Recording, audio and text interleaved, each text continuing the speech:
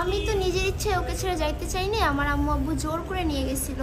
তো এখন যেহেতু তোর কাছে আমি চলে আসছি, তো মরে গেলেও আমি এখন আর সাকিবকে ছেড়ে যাবো না। কেন যাবেন? কারণ আমি ওকে ভালোবাসি, কারণ আর যাবো না। এতটুকু আমার আর কিছু বলার নেই। দেখতে পাচ্ছেন আমার ওয়াইফ ইকরা, আমার হাজারো দুঃখের পর সুখ আবার ফিরে পেয়েছি।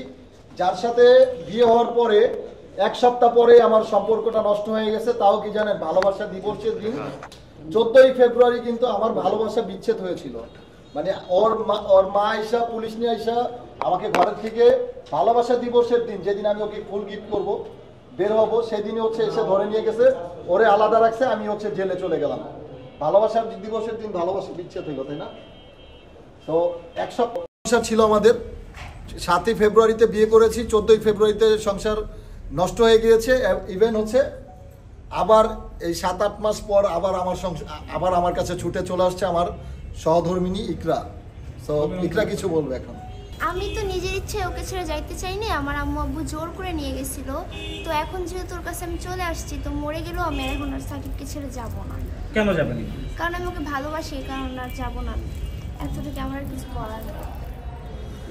আর একটা কথা, এই যে বড় ভাই সাগর ভাই হচ্ছে আমাদের জন্য, আমরা নতুন বিয়ে করেছি, এই জন্য হচ্ছে আমার বউকে নিয়ে আসছি। ফার্স্ট টাইম দেখলো ভাই আমার বউ। বিয়ে তো করছি অনেক আগেই, সংসার করতে পারিনি। যাই হোক, এখন থেকে সংসার করবো। তো আগামী দিনের জন্য শুভেচ্ছা জানিয়ে ভাই মনে হয় একটা কেক আছে না? হ্যাঁ, কেকটা কাটবো, আপনাদের বড় হবে আর কি। আমরা তো আশা করি যতটুকু আজকে হঠাৎ করে একটা ডিভিশন নেওয়া, সাংবাদিক সম্মেলন করা, আমরা আশা করি সামনে অল্প কিছুদিনের মধ্যে এটা ধুমধাম করে একটা আয়োজন করব।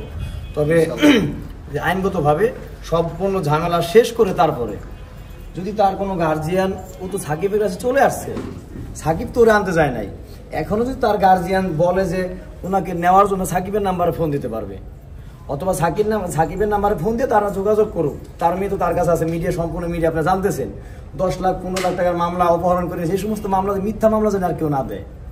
ও যদি না যেতে চায় সেটা হলো ওদের ব্যাপার। আমার প্রশ্ন, সাকিব এমনি মনে করেন ঝামেলায় পড়ছে, উনি মামলা দেওয়ার কোনো প্রশ্নই হয় না। তার মেয়ের সাথে সে কথা বলুক, ফোন দেব, ও যাইতে নিকে না চাইলে ওকে কেউ নিতে পারবে না। আমার প্রশ্ন আরেকবার, আমার ভাই জেল খাটছে, এখন যদি সে বলে যে আবার কোনো মামলা দিবে, দেখা গেলো এই ব্যাপারে আবার উল্টো একটা পদক্ষেপ নেওয়া হবে। ঠিক আছে, একটা মানুষের ব্যাপারে 2 বার মামলা হয় না। যে আমার মেয়ে চলে গেছে, একটা মেয়ে ভালোবাসে আবার তার কাছে চলে আসছে, ওর যে প্রবলেমগুলো আছে এটা কিন্তু আপনারা জানেন, অল বিশ্বে সবাই জানে। এই প্রবলেমগুলো জানা সত্ত্বেও কিন্তু মেয়েরা চলে আসছে।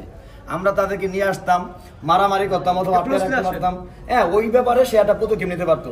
তার মেয়ে সম্পূর্ণ ব্যাপারে যাই না শুনে আসছে, এই ব্যাপারে কোনো মামলা হয় না। এখন ভাই আপনারা যারা আছেন দেশের সাংবাদিক, আপনারা এই ব্যাপারে এতটুকু বলতে চাই যে উনি যাই না আসছে, এই ব্যাপারে যেন তার মা মিথ্যা কোনো মামলা না দেয়। সাকিবের জন্য দোয়া করবেন, ওর পাস্টে যা যা হয়েছে এই জন্য ওকে মাফ করে দিবেন, ফিউচারে যেন ভালো কিছু করতে পারে, এই জন্য ওকে সাপোর্ট করবেন সবাই। ঠিক আছে, থ্যাংক ইউ।